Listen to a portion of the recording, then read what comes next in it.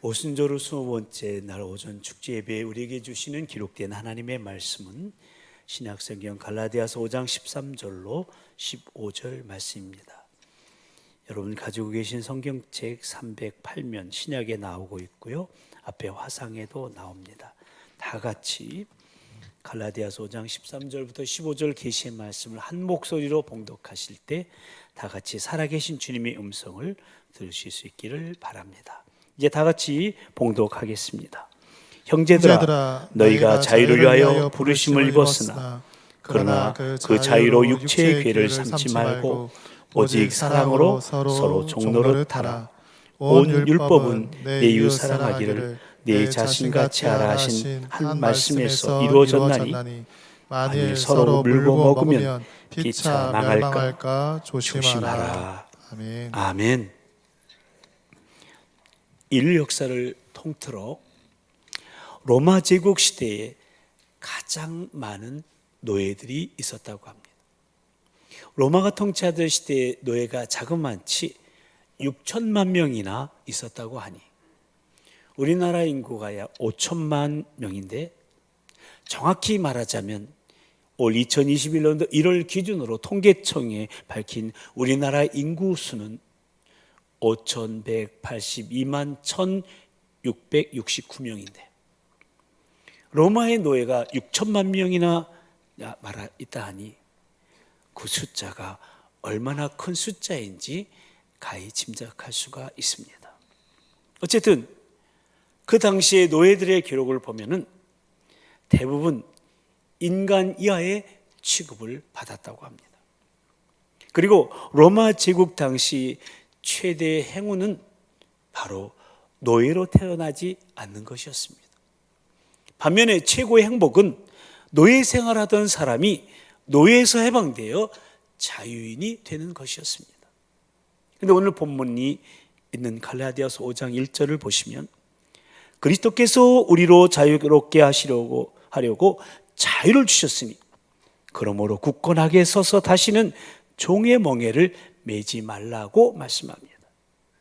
그러니 사람으로서의 대접을 받지 못하던 당시의 노예들에게 이 자유에 대한 소식은 얼마나 귀에 번쩍이는 소식이었을까요? 그래서 그들은 이제 바울 사도를 통해서 혹은 그리스도인들을 통해서 예수 그리스도의 복음을 듣게 되었고요.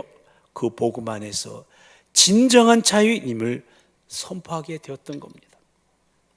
비록 그들의 육체는 아직도 부자유한 상태의 노예는 노예에 불과했지만 하나님 앞에서 영적인 자유인이 되어서 자유의 기쁨을 누릴 수 있게 되었던 겁니다.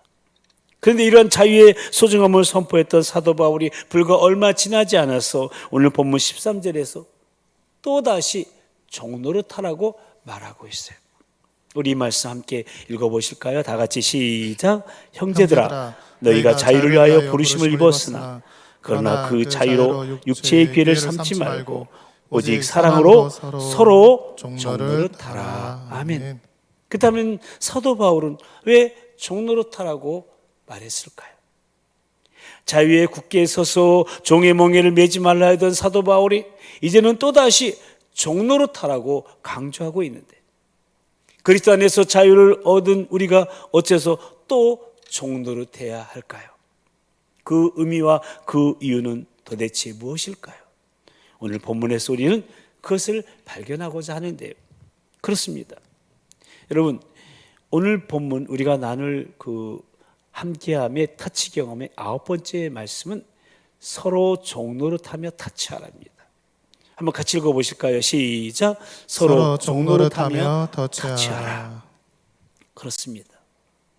오늘 본문에 의하면 그리스도 안에서 자유자인 우리가 할 일은 서로 종노릇하는 것인데 그렇다면 그 이유가 무엇일까요?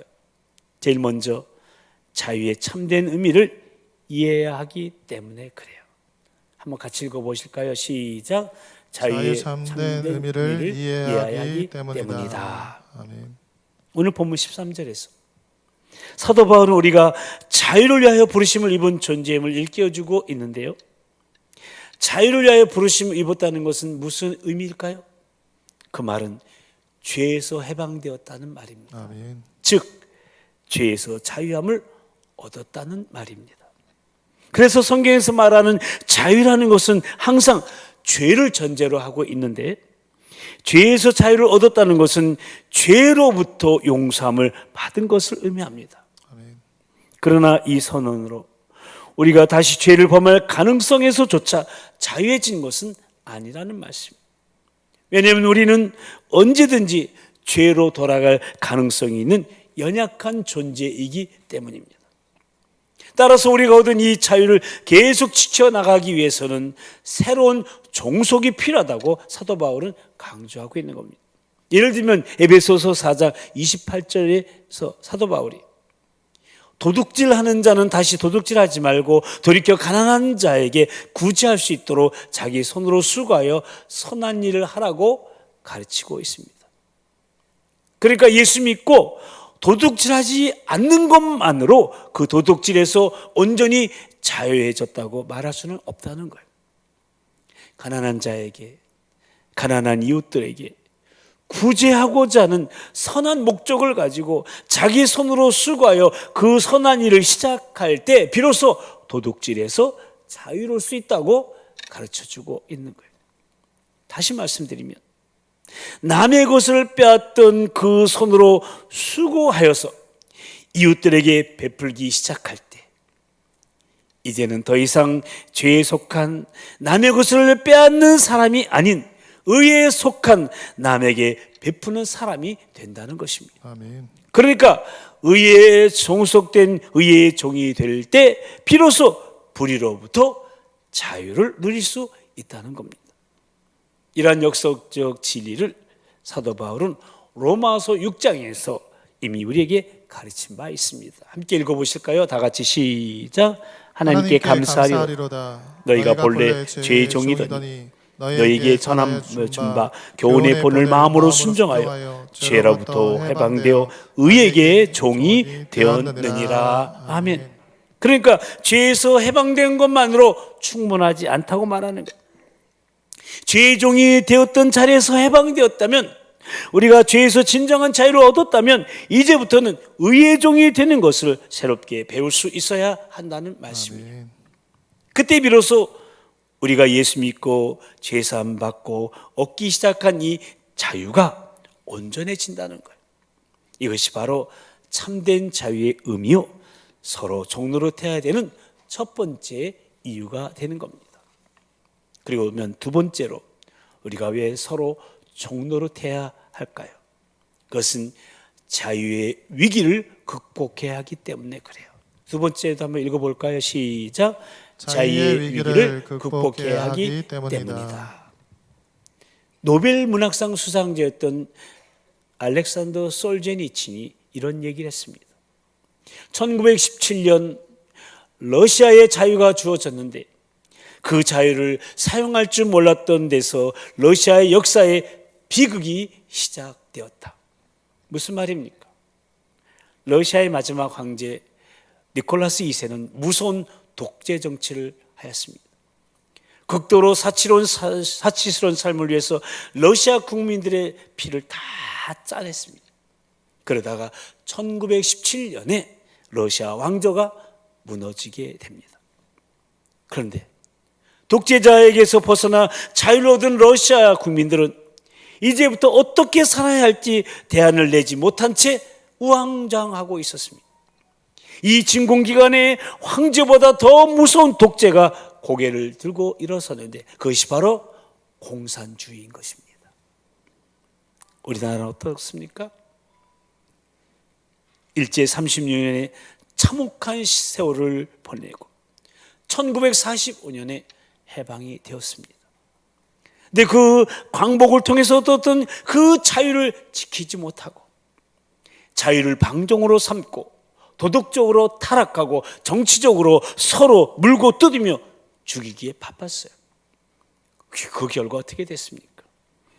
6.25라는 동족상잔의 뼈아픈 비극을 치루었고 지금도 아직까지도 남북 분단의 아픔과 위기 속에서 살아가고 있습니다. 이렇듯 자유를 어떻게 사용할지 몰라 갈팡질팡하거나 자유를 방종의 기회로 삼는다면 자유는 대단히 위험한 존재가 되는 겁니다.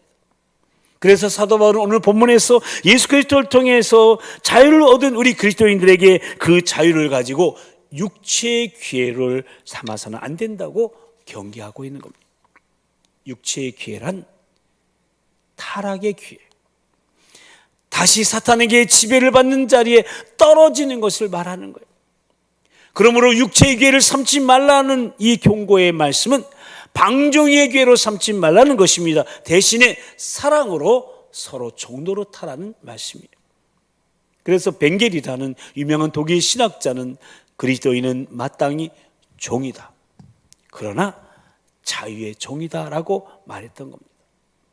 그러므로 이 소중한 자유가 방종으로 흐르지 않게 하기 위해서 우리는 서로 종로로 타는 것을 배워야 하는 것입니다. 아멘.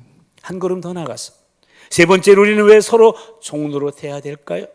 그것은 자유함의 관계를 지켜야 하기 때문에 그래요. 세 번째도 한번 같이 읽어보실까요? 시작.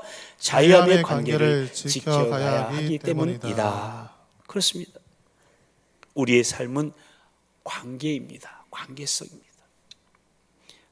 하나님과의 관계, 또 이웃들과의 관계, 그 관계 속에서 우리의 삶은 만들어져 갑니다. 그런데 우리가 맺고 있는 이 모든 관계가 진정으로 자유함의 관계가 되기 위해서는 우리는 다시 순종하는 것, 다시 종로로 타는 것을 배울 수 있어야 됩니다. 그것이 바로 사랑으로 서로 종로로 타는 것이라고 바울 사도는 권면하고 있는 겁니다. 근데 이 종로라는 말은 문자 그대로 섬기는 것이죠. 사실 종과 섬긴다는 단어는 같은 뿌리에서 나온 단어이지 않습니까? 영어로 종은 servant. 근데 이 단어의 동사이 바로 섬긴다는 뜻의 serve입니다. 그러니까 섬기는 사람이 종이고 사랑으로 종로로 타라는 것은 바로 사랑으로 섬기라는 것이죠. 바울 사도는 이 갈라디아서 전체를 통해서, 특별히 오늘 본문을 통해서 두 가지 섬김의 유형을 비유하고 있는데요. 하나는 율법에 의한 섬김이에요. 또 하나는 사랑에 의한 섬김을 말해주고 있어요. 바울 사도는 이 두 가지 섬김을 비교하면서 우리가 주님을 만나기 전에, 주님을 믿기 전에는 율법에 의해서 섬기는 삶이었다고 말합니다. 사실 예수님을 믿지 않은 사람도 이웃에게 친절하게 하려고 애씁니다. 그렇게 하는 것이 도덕적으로 마땅하다고 생각하기 때문에 그런 것입니다. 그런데 이 차원을 가리켜서 사도 바울은 율법에 의한 섬김이라고 말하고 있는 거예요. 그러나 예수 믿고 율법에서 자유하고 하나님의 자녀로서 인생을 새롭게 살기 시작했다면 이제 이웃을 섬길 때 율법에 의해서 섬기는 것이 아니라 사랑에 의해서 섬기는 것을 배워야 한다는 거예요. 아멘. 의사였고 또 유명한 성경학자였던 M.R. 디안이라는 사람이 이러한 섬김의 유형을 이렇게 비유로 말해주고 있어요. 한 부잣집 주인이 한 여인과 계약을 맺고 하녀로 고용을 했습니다. 근데 그 여인은 주인과의 계약 조건 하에서 언제부터 언제까지 할 것인가 시간을 정했고 주인이 정해진 규칙에 의해서 일을 하게 됩니다. 이제 이 여인의 주인에 대한 섬김은 주인과의 계약 조건에 의한 의무적인 섬김으로 시작이 되는 겁니다. 그런데 어느 날 이 여인에게 사건이 하나 생겼습니다. 그것은 주인과 이 여인 사이에 사랑이 싹트기 시작한 겁니다. 그리고 그들은 마침내 결혼해서 부부가 되었습니다. 그러면 이 여인이 부부가 된 후에도 그 남자를 섬기는 방식이 옛날과 같을까요? 옛날과 똑같이 정해진 일과표에 따라서 정해진 시간만 봉사할까요? 그리고 그 봉사에 대한 봉사료 지불을 남자에게 요구할까요? 결코 그렇지 않죠. 이제 이 여인은 월급을 받지 않습니다. 그럼에도 불구하고 예전에 정해진 시간뿐만 아니라 언제나 남편을 원하실 때마다 더 잘 해주고 있어요. 그리고도 이 여인은 전처럼 이 남자에게 내가 밤중까지 늦게까지 일했으니까 오버타임에 대한 봉사료 지불을 요구하지 않습니다. 왜 그렇습니까? 대답은 하나입니다. 그녀는 이제 더 이상 계약의 아래서 고용된 종으로서가 아닌 남편을 사랑하는 아내로서 일하기 때문에 그래요. 이제 그녀는 사랑의 관계 속에 들어가 기꺼이 사랑으로 종노릇하고 있는 거예요. 그리고 그 사랑의 섬김은 전날의 계약 관계가 요구하는 그 이상의 일을 성취해 나가게 되는 겁니다. 그렇습니다. 사랑하는 성도 여러분, 사랑이야말로 인간관계에 진정한 자유를 줄 수가 있어요. 아멘. 사랑만이 인간관계의 진정한 의미에 자유롭게 해줄 수가 있다는 거예요. 바로 그런 의미에서 바울 사도는 이웃사랑이 율법의 완성이라고 오늘 본문에서 선포하고 있는 겁니다. 본문 14절 말씀인데요, 다시 한번 함께 읽어보실까요? 시작. 온 율법은 네 이웃 사랑하기를 네 자신같이 하라 하신 한 말씀에서 이루어졌나니. 아멘. 그렇습니다. 우리가 서로 사랑으로 종노릇할 수 있다면 우리들의 인간관계는 얼마나 놀랍고 얼마나 풍요롭고 얼마나 자유로울까요? 그래서 사도 바울은 에베소서 5장 21절에서도 그리스도를 경외함으로 피차 복종하라고 권면하고 있는 거예요. 여러분 한번 생각해 보세요. 아내가 남편을 섬기고 남편이 아내를 섬겨 피차에 복종한다면 그 부부의 삶이 얼마나 자유롭고 아름답겠습니까? 아우가 형을 섬기고 형이 아우를 섬기는 가정 얼마나 화목할까요? 고용주가 고용인을 섬기고 고용인이 고용주 섬기는 직장은 또한 얼마나 그 생산성이 높겠습니까? 교회도 성도들이 목회자를 섬기고 목회자가 성도들을 섬기는 교회 얼마나 훈훈하며 그 사역이 신이 나겠습니까? 인간관계가 왜 파괴될까요? 인간관계가 파괴되는 이유 중에 하나는 서로 종노릇하려 하지 않기 때문에 그런 거예요.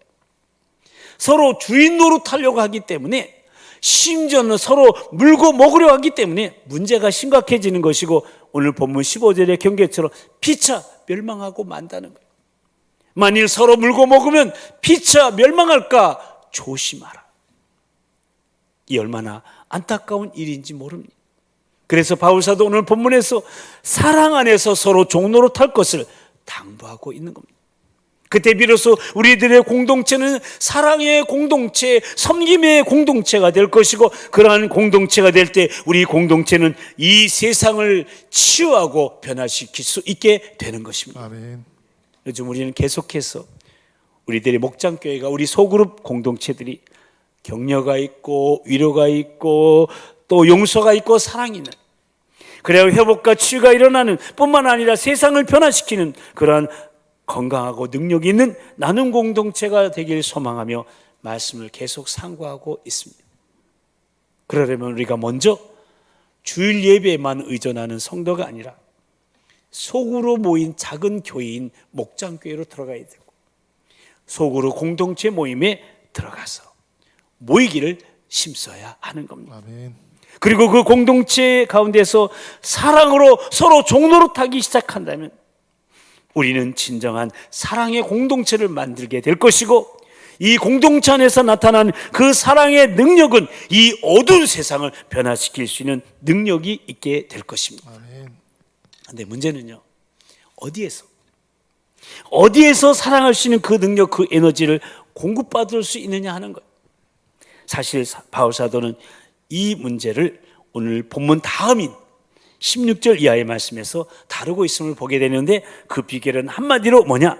성령을 따라 행하라는 거예요. 한번 따라서 하실까요? 성령을 따라 행하라. 성령을 따라 행하라. 아멘. 그렇습니다.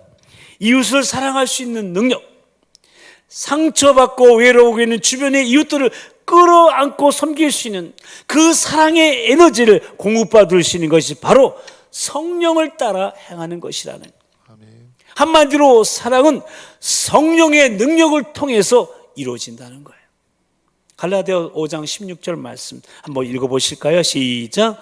내가 이르노니 너희는 성령을 따라 행하라. 그리하면 육체의 욕심을 이루지 아니하리라. 그렇습니다, 여러분. 우리가 왜 서로 종노릇하지 못하고 왜 서로 섬기지 못할까요? 그것은 바로 육체의 욕심, 즉 이기심 때문에 그런 거예요. 그래서 육체를 따르지 말고 성령을 따르라고 말하고 있는 거예요. 여기서 육체라는 것은 우리 안에 아직도 존재하는 죄성. 우리가 예수 믿고 구원받았지만, 거듭났지만, 하나님의 자녀가 되었지만, 그럼에도 불구하고 우리 안에 아직도 죄를 지울 수 있는 부패한 성품이 존재하는데, 그것을 성경은 육체라고 말하는 거예요. 그래서 우리가 만약 성령을 따르지 않고 육체를 따라간다면 19절 이하의 말씀에 나타나 있는 육체의 열매를 거둘 수밖에 없다는 거예요. 19절에서 21절 말씀 함께 읽어보실까요? 시작. 육체의 일은 분명하니 곧 음행과 더러운 것과 호색과 우상숭배와 주술과 원수 맺는 것과 분쟁과 시기와 분냄과 당지는 것과 분열함과 이단과 투기와 술취함과 방탕함과 또 그와 같은 것들이라. 전에 너에게 경계한 것 같이 경계하노니 이런 일을 하는 자들은 하나님의 나라를 유업으로 받지 못할 것이요. 그러나 반대로 우리가 성령을 따라 성령의 지배를 받고 살아가기 시작한다면 우리는 성령의 열매를 맺기 시작할 거예요. 같이 읽어보실까요? 시작. 오직 성령의 열매는 사랑과 희락과 화평과 오래 참음과 자비와 양선과 충성과 온유와 절제니 이 같은 것을 금지할 법이 없느니라. 아멘. 그렇습니다. 우리가 성령을 사모하고 성령의 지배를 받고 성령 충만하기 시작한다면 우리는 성령이 공급하시는 능력을 힘입어서 성령의 인격으로 사랑의 사람으로 섬기는 사람으로 이웃 앞에 설 수 있게 된다는 거예요. 아멘. 그래서 바울 사도는 로마서에서 성령으로 말미암아 하나님의 사랑이 우리 마음에 부은 바 됨이라고 선포하고 있는 겁니다. 저 유명한 D.L. 무디 목사님과 함께 미국의 부흥을 주도했던 전도자 가운데 R.A. 토레이 목사님이 계셨어요. 이분은 전에도 말씀드렸지만 강원도 태백에 있는 예손을 설립한 성공의 대천덕 신부라고 우리에게 알려진 아처 토레이 목사님의 할아버지이십니다.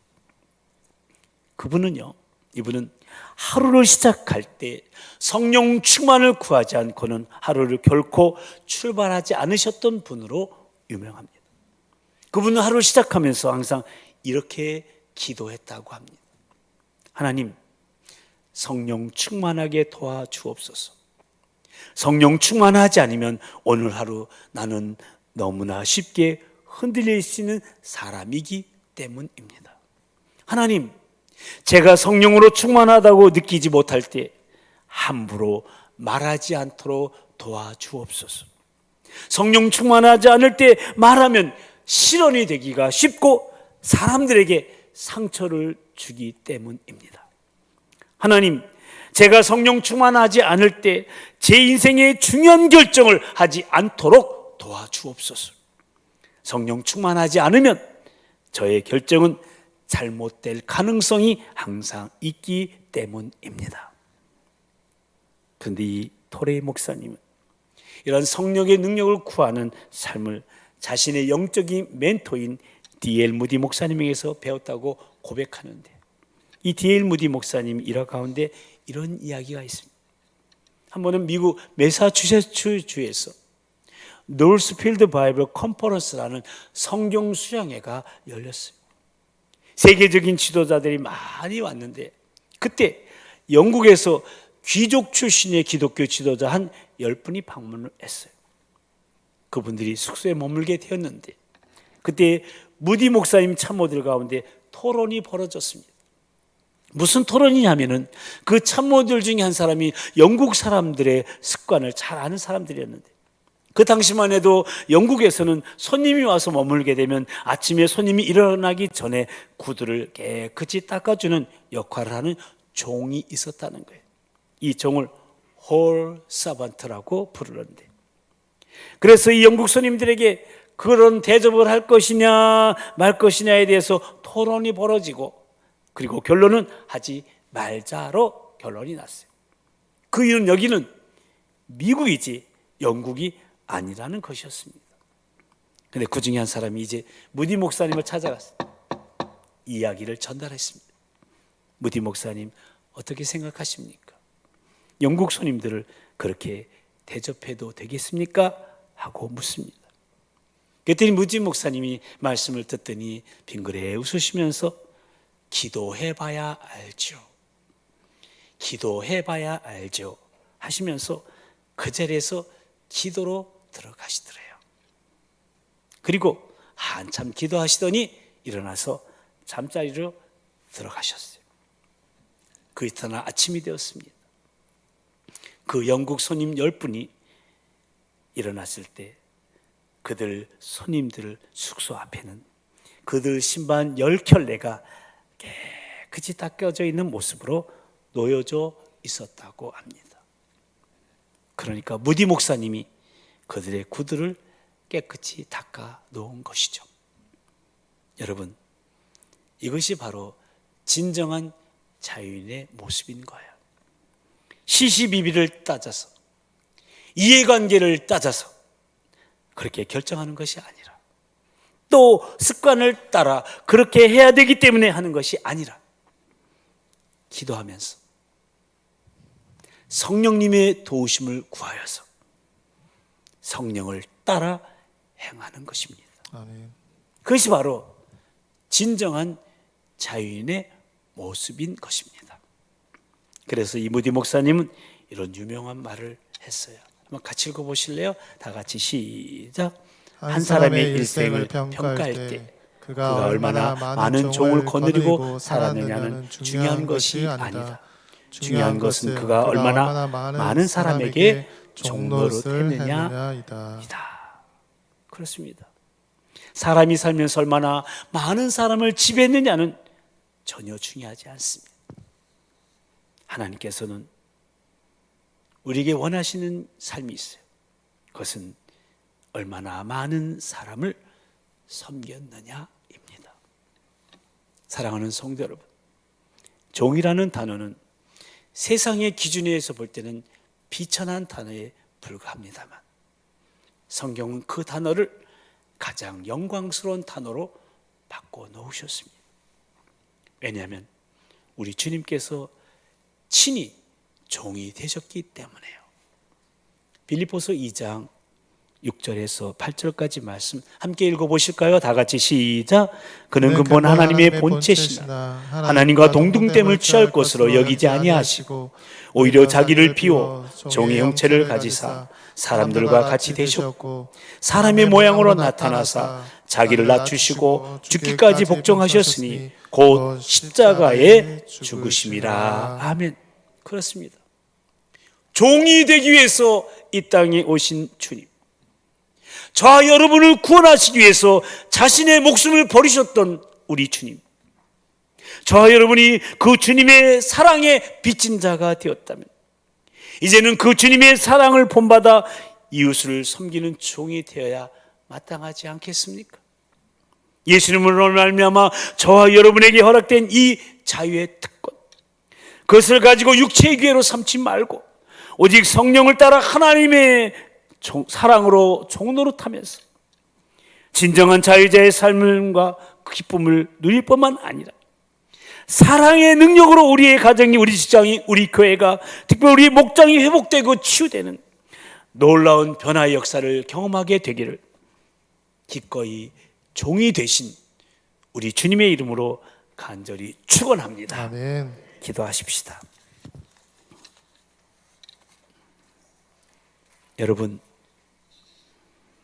우리가 살고 있는 이 세상 어떤 세상입니까?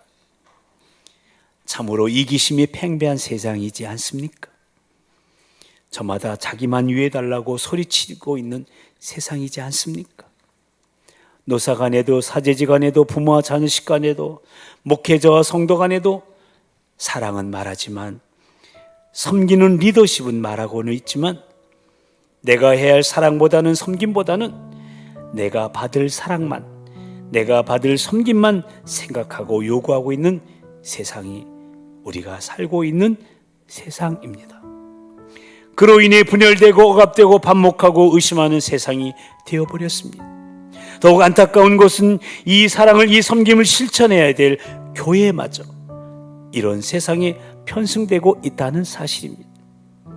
그래서 오늘 우리 주님 우리에게 사랑으로 서로 종로로 타라고, 먼저 하나님의 사랑을 깨달은 너희가, 하나님의 은혜로 용서받고 구원받아 죄와 사망에서 해방된 너희가 그 자유의 참된 의미를 깨닫고 그 자유로 방종의 기회를 삼지 말고 사랑으로 섬기면서 참 자유함의 관계를 누리라고 말씀하고 계시는 것입니다.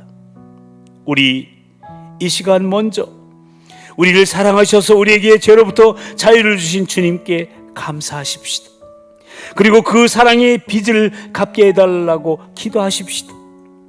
성령에 따라 섬김의 삶을 살게 해달라고, 주님께서 우리에게 보여주신 그 사랑으로 이웃들의 고단한 발을 씻기고 이웃들을 사랑으로 섬기는 참 자유자들이 되게 해달라고, 그런 사랑으로 섬길 수 있는 능력을, 사랑으로 섬길 수 있는 자유함을 달라고, 그러기 위해서 성령 충만을 유지하며 성령의 열매를 맺게 해달라고, 그런 성령 충만하로 사랑의 섬김이 가득한 우리 가정이요, 우리 교회요, 우리 목장이요, 기관이 될 수 있도록 성령님 도우시고 인도해달라고, 죄로부터 자유롭게 하신 우리 주님 한번 부르시고 다 같이 동성으로 기도하시겠습니다.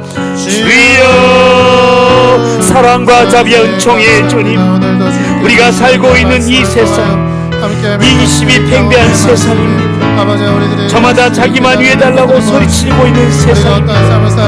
노사 간에도, 사제지 간에도, 부모와 자식 간에도, 목회자와 성도 간에도 사랑을 말하지만 섬김의 리더십을 말하고 있지만, 내가 해야 할 사랑보다 섬김보다는 내가 받을 사랑만, 내가 받을 섬김만 생각하고 요구하는 세상이 바로 우리가 살고 가는 세상입니다.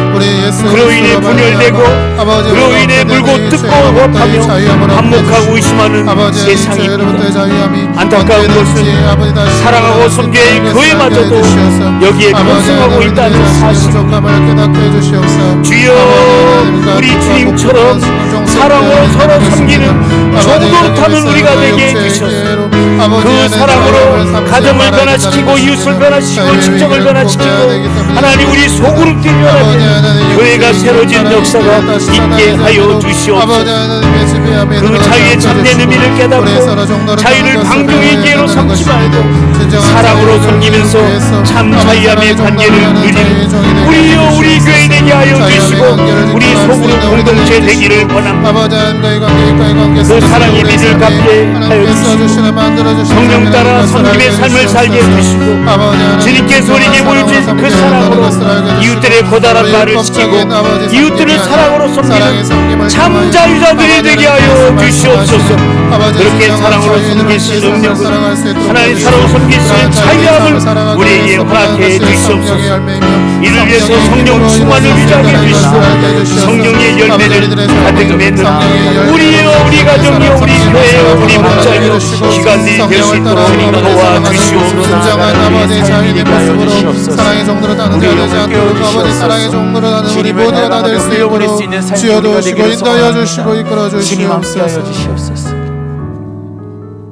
하나님 아버지, 공동체로 부림받아서 그리스도의 몸을 세워가는 지체로서의 함께함의 능력을 경험하게 하시려고 나눔 공동체의 비전을 주시고, 이렇게 주일 오전 축제 예배 시간마다 함께함의 터치 경험이라는 주제 아래 그 실천 방안들 나누게 하시오니 참으로 감사를 드립니다. 오늘은 특별히 이기심의 팽배한 이 세상을 살아가고 있는 저희들에게 오직 사랑으로 서로 종노릇하며 터치하라는 말씀을 주셨사오니, 죄로부터 자유함을 얻은 우리들, 그 말씀에 응답하는 삶을 기꺼이 살아가게 하여 주시옵소서.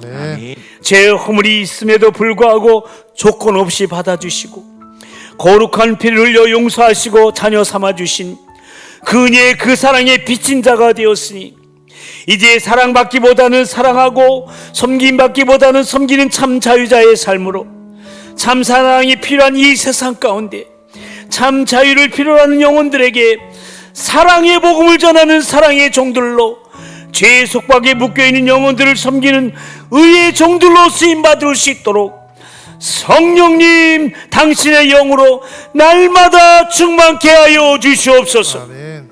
모쪼록 이 사랑의 섬김으로 어두운 세상을 변화시키며 우리가 살고 있는 이 세상과 역사에 참 자유의 희망을 던지는 우리 개인이요 가정이요 교회 소그룹 공동체요 특히 우리 목장교회가 되도록 역사하시고 도와주실 성령님을 사모하며 우리를 자유케 하시려고 이 땅에 종으로 오신 우리 주 예수 그리스도의 이름으로 간절히 기도드리옵나이다. 아멘. 아멘. 이제 자리에서 일어나셔서 주님의 빚진 자 되어 심차게 박수치면서 찬양하십니다.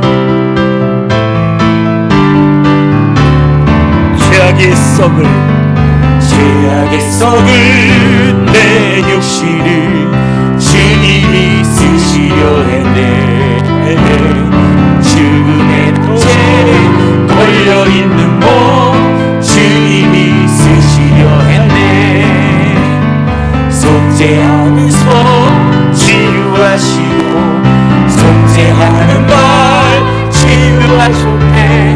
새 생명 얻은 이 몸 다 바쳐 주님께 영광 돌리리. 먹물로 칠한 내 육신을 주님이 이기게 하셨네. 십자가 보혈 증거하라고 주님이 살려주셨습니다. 주님이 살리셨네. 기도할 때에 음성 주시고 찬송할 때에 기쁨 주시네. 내 작은 힘이 내 작은 몸이 주님의 붙들린 자 평생 갚아도 빚진 자입니다. 주님의 빚진 자입니다. 주님 가신 일 택하였건만 눈물만 쏟으시네. 생명 주시니 주님이시라. 능력 주시니도 말씀 전하여 복음 전하여 빛을 갖겠습니다. 생명 주시니 주님이시라.